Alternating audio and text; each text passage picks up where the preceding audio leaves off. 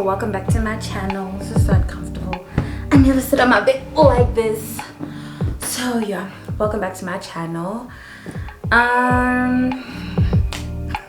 We don't have to do anything. The scent of skin is strong enough. Huddle a little bit closer. Okay, so today's obviously like no vlog. Let's see if I can warm It's just me doing a sit down because I couldn't actually get to do a vlog this weekend. Like, I was even apprehensive about just, you know, doing the sit down because I've just been so, I've been in a bad space. I've been in a bad space, yeah, like for the most part of this year. And then obviously snapped out of it. I was like, whoa, snap out of it, you know, do you do best, enjoy the works. And like I had amazing things planned for obviously like this week's vlog. And so basically like I went about, you know, my regular week, corporate girling, you know, this life thing, and that was okay. You know, corporate life comes with corporate problems, but work is work. You know, work is never really something unbearable or undoable. There's always a way around that. So that was chilled.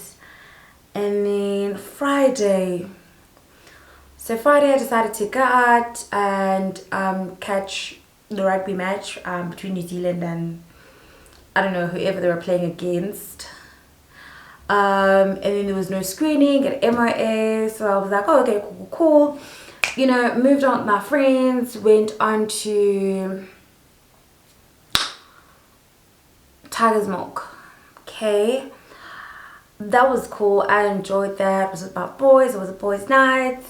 Great stuff, man. You know, I can't really complain about that. Great. Go home. Get home, I chill out a bit, link up with a friend. You know, it's all chilled and it's all good and it's just good vibes, you know. And then Saturday morning, I'm like, cool, I've got a plan. I'm gonna do A, B, and C. I'm gonna go out, go see this place, go check this place out, do this, do that. And yeah, I had my plan on lock. Cool. Then Saturday comes, I'll wake up, I'm chilled. It was hot actually. I remember just like waking up out of the heat. It was really hot and I wake up and I'm like, okay, cool, you know, hydrate, you know, go about my morning.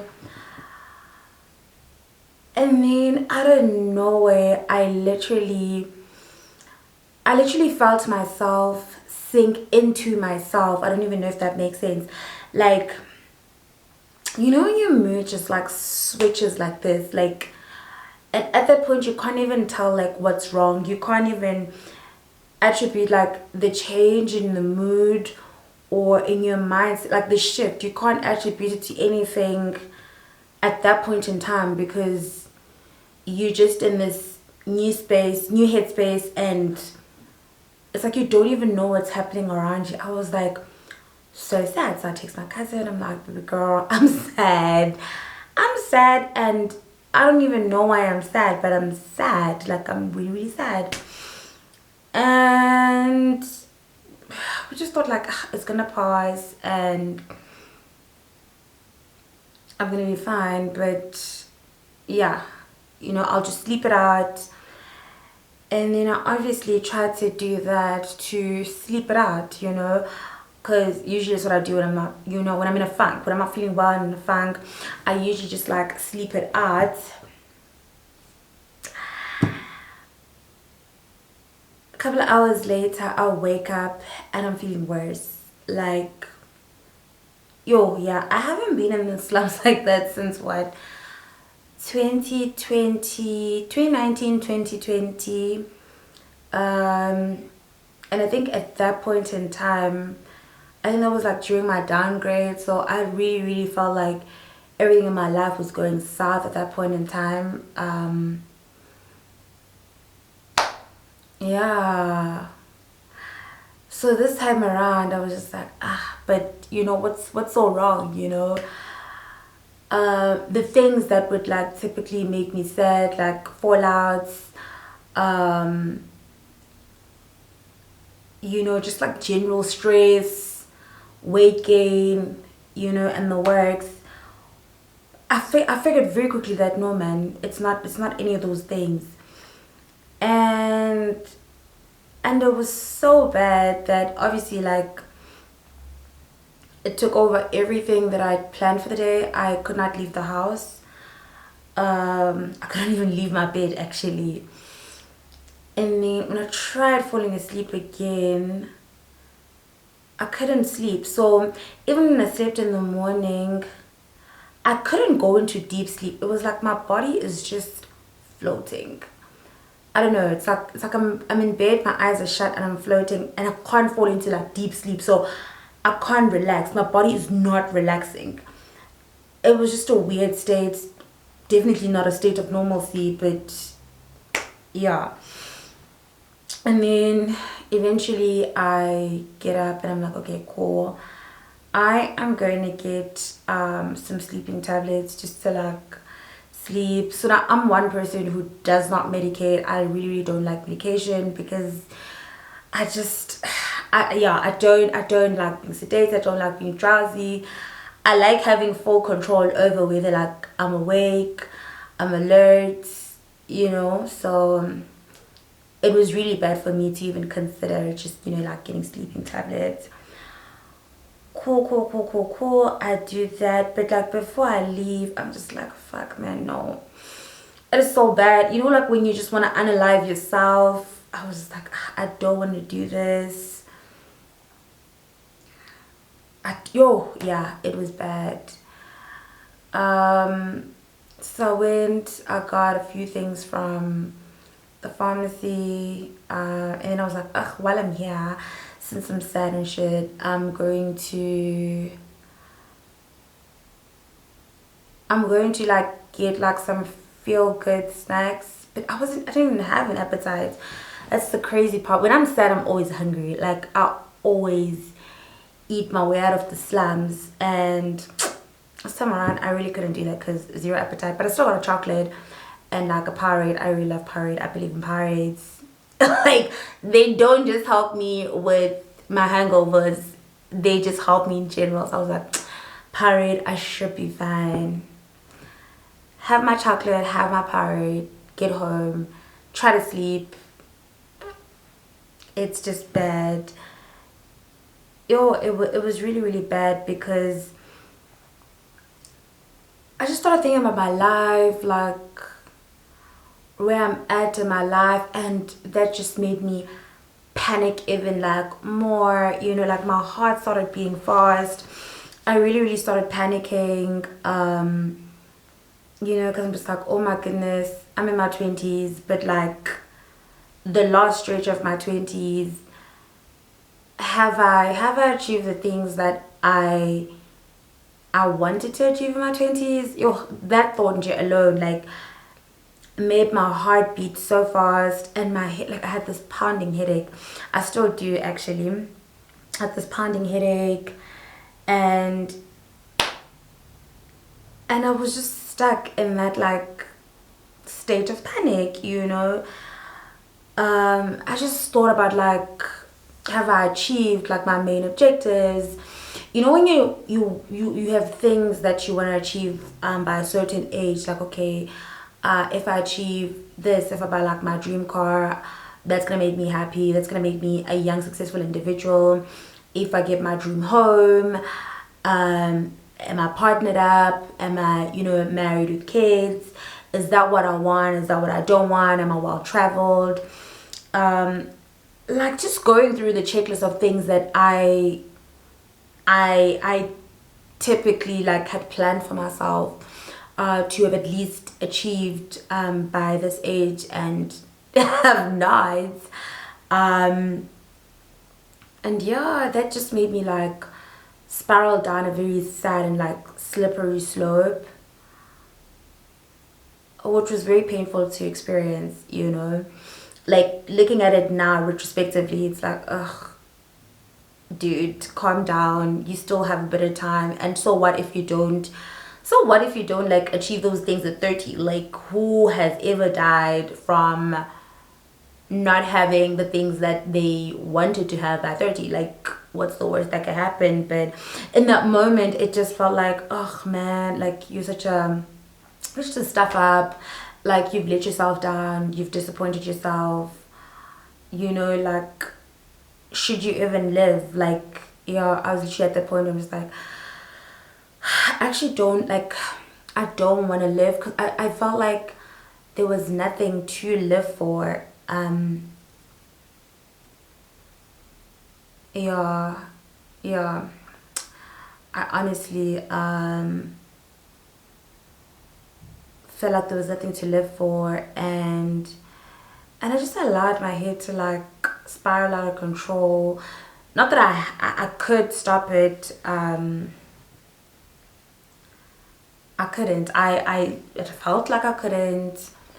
I think what's sad is that like I couldn't think of like anybody to call for help at that point. Not because I don't have people to help me, but just that feeling of like not wanting to disturb other people's beautiful Saturday, because Saturday was beautiful. Like the sun was out, the weather was amazing, the vibes were great, people were gonna watch rugby later, there was a whole lot of sports playing, there was cricket playing. So you know, it was just one of those Saturdays where you know that like, no man, people are out there living their best lives, having a good time. So yeah, it didn't occur to me to like call anyone. But I think I might have posted like a thing or two, and so usually when I post stuff about like how I feel, I usually post for like my close friends only to see, because what's the point for the other people to see? It just doesn't make sense. So yeah, so one of my closest friends literally called, like she was busting my phone up, and quite honestly I didn't feel like talking, I didn't feel like speaking, because I was just also now starting to panic about, she's gonna ask me what's wrong, and in the state that I was currently in, I could not articulate what was wrong. Like I couldn't tell another person, I couldn't put it in a sentence that, hi dude, this and this and this is wrong, this was my trigger. I couldn't do that. And that sort of kind of makes you feel stupid, because now a person's like, dude, you sad, okay, sharp, we understand that you're sad, but like, why are you sad? And you can't exactly tell them that I don't know why I'm sad, because most people will not understand that, and it will just not fly. But yeah, so I just texted her, I'm like, hey mommy, I'm okay, I'll call you back. And I don't even remember if I did call her back, but I did tell her that like, I'm okay, I'm awake. Cause a part of me was just like, can I just go into deep sleep and just maybe not wake up?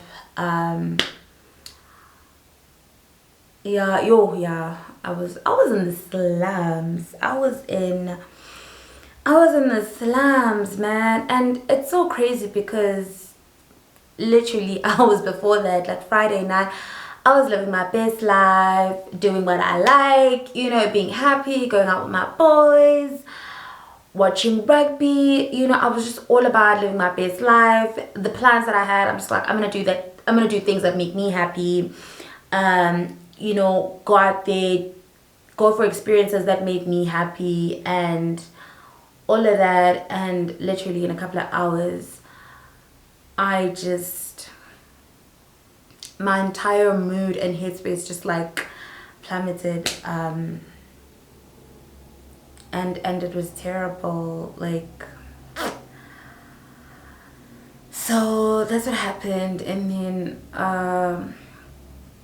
a mate of mine just literally came to check on me. I think they just went into a state of panic as well, just seeing the state that I was in. Literally like drove here, and I think they just wanted to see that like, am I really awake, am I really okay? Because quite frankly, I was like more than ready to end my life. I was just like, I can't do this. You know when people tell you like, oh no friend, like pray, because that's what I usually do. Like when I'm not feeling okay, I'm like, not me, Satan, I'm gonna pray this away. But in that moment I was just like, nah fam, nah, I'm not gonna pray. I feel like God is just giving me the big bad mice, and he ain't about me, he ain't about my life. Yeah, I really did not feel like reading any scripture, praying, any of that. I was just like, nah, I can deal without that. And obviously, like when I shared that, like, actually, dude, you know what, guys, give me some space. I don't think I just want to live anymore. Yeah, they obviously panicked, or like the few people that knew what was really going on panicked. And yeah, one of them literally came running here, and yeah, they just tried to yank me out of that state that I was in, which was also just another interesting experience, because obviously, like when you're in a state of panic, seeing somebody you care about in a bad state, you sort of kind of feel helpless and you don't know what to do, and you react in a way that you think is suitable. So I was like, hey, yeah, no, your voice is a bit loud, just lower it down.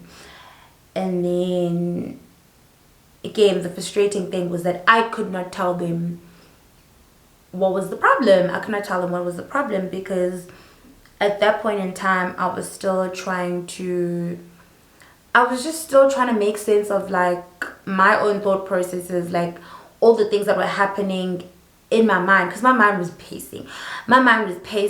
It felt like I was reliving old memories, like yo, my mind was going back as far back as 2002, you know, just having like weird flashes of like traumatic experiences, and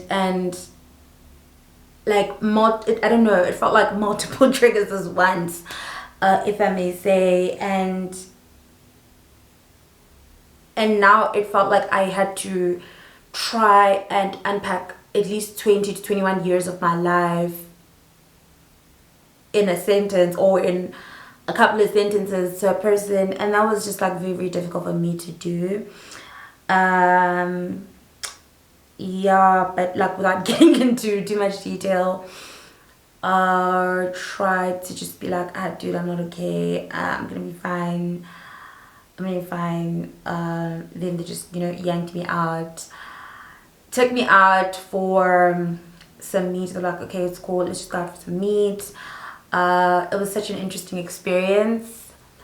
So we went out to a hostel. So I've never, in my adult life in Joburg, I've never been to a hostel. Like, I don't want to lie and say I've never been to a hostel before. I've been to a hostel as a child. Like, I used to go to hostels as a child because, like, yeah, my dad had like a friend who lived at a hostel, and that's where I used to cut my hair as a child. It just made sense, I guess. I didn't know any other place other than the hostel. Like, the hostel's where I used to cut my hair. So given that I haven't been there in years, I went there now to this hostel in Joburg. I didn't even know there were like hostels close by, and then people actually go there to buy meat. So I was like, fam, okay, this is new to me. And then we went there, I think for a brief moment, like I was out of my head, you know, because I'm in a new environment. I'm just observing. I'm like, hey, this is different, this is interesting, I didn't even know about this. Just like, you know, observing, you know, there's like kids playing, there's a party konalana, there's like adults drinking, having meat, nje kumnandi, khona imbuzi khona lana nje ziyacanasa nazo. Naku nazi sizothenga inyama lana. There are people, you know, buying the meat khona lana. Nje, it was such an interesting vibe, and I think at that point in time, like I really needed that, because for a moment it helped me, you know, like just snap out of the funk that I was in. I'll say funk for lack of like a better descriptor. Yeah, we had the meat. The interesting thing is that the meat was like so cheap, like so cheap, but it was so good. It was so good. So yeah, then we went back. Okay, obviously took a nap because now I'm tired. I feel like my body was just like slowly starting to calm down, like from that state of just highness. You know, I felt like I was just floating. So I came down and I was like, ugh, I'll nap. Horrible thing. I couldn't nap. Like, still, it's like my body and my mind were just, there was a disconnect. There was a disconnect because even though I say I'm sad, the rest of my body was not feeling the way that I would normally feel when I'm typically sad. You know, so it's like my head was just piecing things together and processing things and telling me that, okay, sweetie, you're sad now. But the rest of my body, I don't know, I wasn't my normal sad self, if I may say. I wasn't my normal sad self. So yeah, when I tried to sleep again just before the match, literally spent like half an hour on the bed, literally floating. But now I couldn't even think because my head was pounding. Yo, it was pounding like nobody's business. And then I got up, I watched the match. Yo, it was something else, because Abo, like I was just constantly anxious. Like we weren't playing at our best, you know. And now I'm just like, yo, ingifakela nje amatata le match, like it's making me very uneasy. It's making me feel anxious. Nje, like I was not enjoying the match. So I tried drinking, which is very weird because I never drink when I'm sad. Like, I never drink when I'm not okay. I drank and I drank and I drank, and I still felt sober, which is very strange. Then that's when I got worried, because I'm just like, yo, my guy, like what is happening with me? Like, why am I still sober? Why am I still okay? Like, why do I still have so much energy? Yeah, it just did not make sense, because like I've had food, I had a couple of ciders, and I'm still like very energetic. Like, you know, if a person said let's go party at that point in time, I swear to God, like I would have been able to go on for the rest of the night, and just, yeah, be like very energetic. But yeah, I think somewhere towards the end of the match I was like, no, I'm going to sleep. Just before like we scored our last try, I was like, no man, I'm just going to sleep, because I could feel that the funk is slowly starting to come back. I mean, the mood in the house was a bit somber because, you know, after the rugby match we were watching, and yeah, like just as I try to get up and like go to bed, we scored a try, and I was like, yay! Not because I was happy, but because everybody was screaming. Like, it would have been weird, and I don't want to like attract or draw any attention to myself.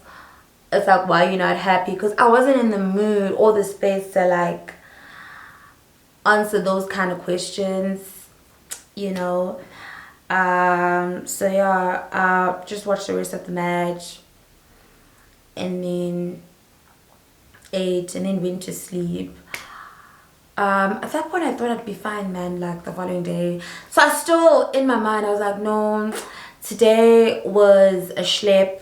It was a bad day. It didn't work out. So I couldn't do all of the beautiful and amazing things that I had hoped to do.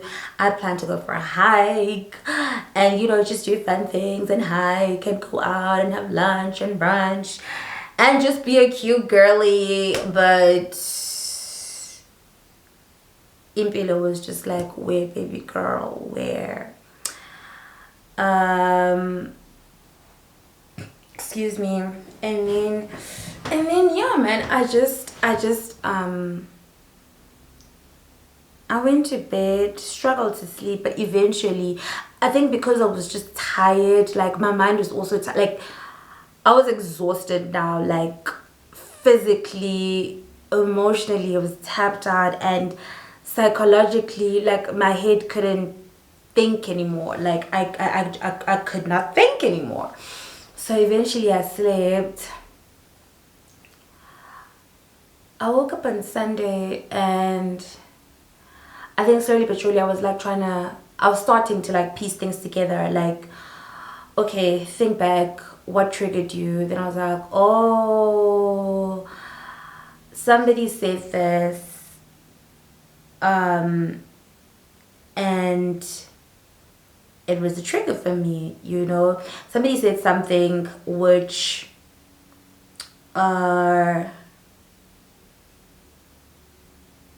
made me or reminded me of other experiences where I've just sort of like felt let down. Maybe not let down per se, but like neglected.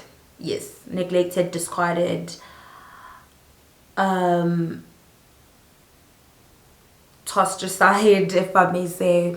And then I just, you know, my mind started pacing, and you know, that's when I started like reliving all those other things that have happened over the past 20 odd years.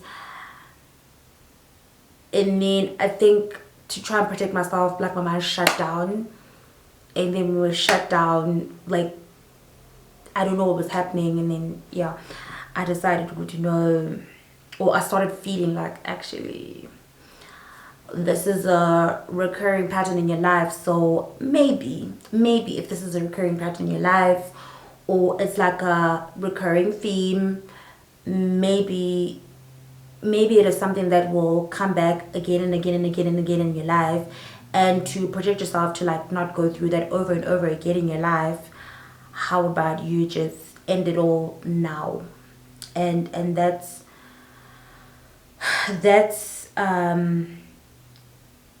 yeah, that's how I got to where I was at. So I spent Sunday trying to regulate myself. I spent my whole day in bed. But at least now I was feeling a lot better, in the sense that I was normal sad, you know. I was my normal sad self, because I know when I'm like not in a good space, I eat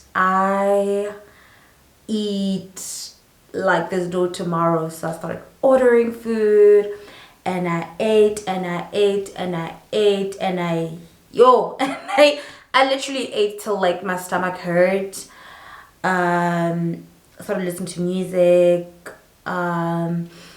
you know, just doing things that will sort of kind of help me like regulate myself. But you know, like all these regulation measures were still not taking me back to a state of normalcy, but I was still better than what I was on Saturday. So I did that, and yeah, I was like, yo, I need a time out. But I was like, no, you can't take time out, you've got life to live. And then yeah, I just I showered because I realized that like the whole of Sunday I had not showered. Yeah, I had last showered like on Saturday, and I only showered at like 9 on Sunday, 9 p.m. because like my mind was just not there. Also because I had not left the house, so I was just in pajamas, and I was sad, and I was, you know, moping. Yeah, so I showered. And after showering, I'm like, okay, cool. I'm gonna try pray, and I'm going to try and like actually and yeah, I just showered, played some music, and then I was like, no, I'm gonna pray. I'm prepare for like the new week, and I did just that. And then this morning, yo, my body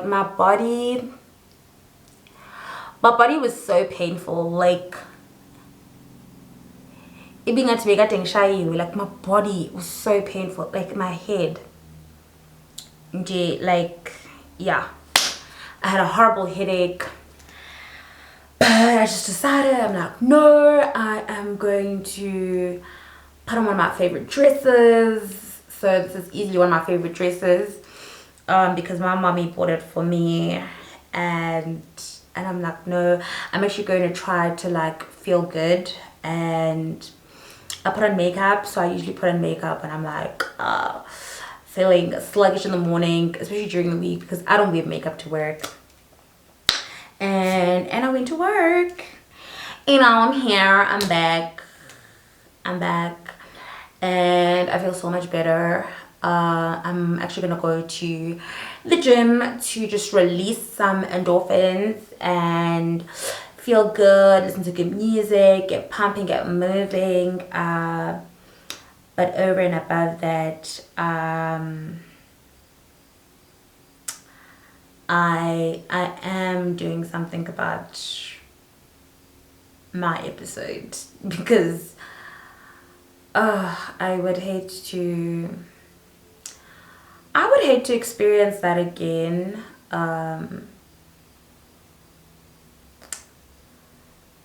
Yeah, I would hate to experience that again, simply because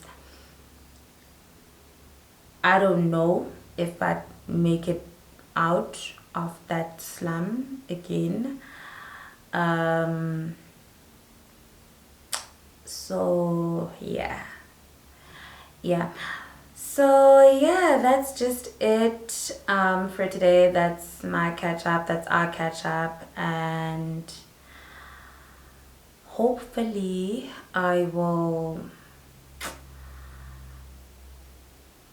see you guys soon, man. I'll see you guys soon.